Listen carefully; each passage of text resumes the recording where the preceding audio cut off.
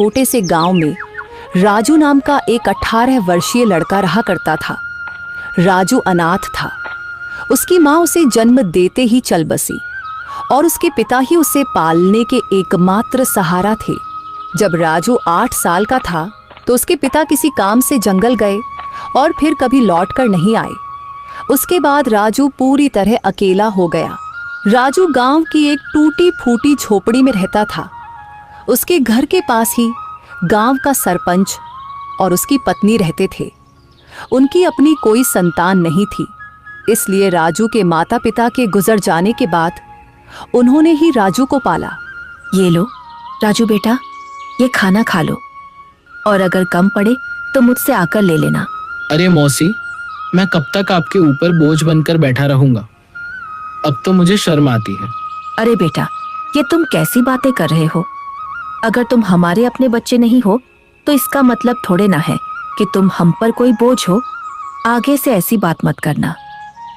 चुपचाप ये खाना खाओ। यह कहकर सरपंच की पत्नी सीमा वहां से चली गई। राजू ने आराम से खाना खाया। खाने के बाद जब वह झोपड़ी से बाहर निकला तो सामने ही सरपंच दिखाई दिए। राजू ने उन्हें देखा और सीधे उनके पास जा पहुंचा। राजू बेटा, खाना खा लिया है ना? जी सरपंच साहब, अभी अभी मौसी खाना देकर गई थी और मैं वही खाकर घर से निकला हूँ। हाँ, अच्छा किया।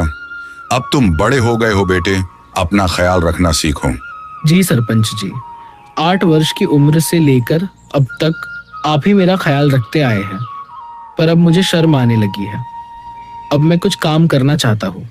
इसमें शर्म की क्या बात है बेटा? हमने तो हमेशा तुम्हें अपना ही माना है। लेकिन अगर तुम्हारा मन फिर भी कुछ करने का है तो सुनो, गांव के पास वाला जंगल अब पहले जैसा खतरनाक नहीं रहा।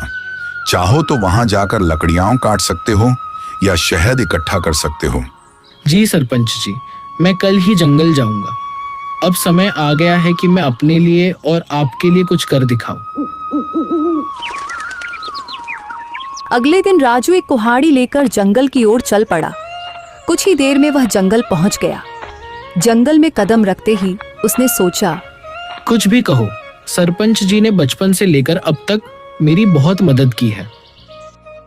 अब समय आ गया है कि मैं अपने पैरों पर खड़ा होकर दिखाऊं और अब मैं उनकी सेवा करूं ताकि उन्हें अपनी संतान की कमी महसूस ना हो और वे हमेशा खुश रहें।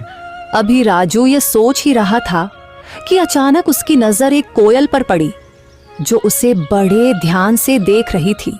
अरे, यह कोयल मुझे इतनी गौर से क्यों देख रही है?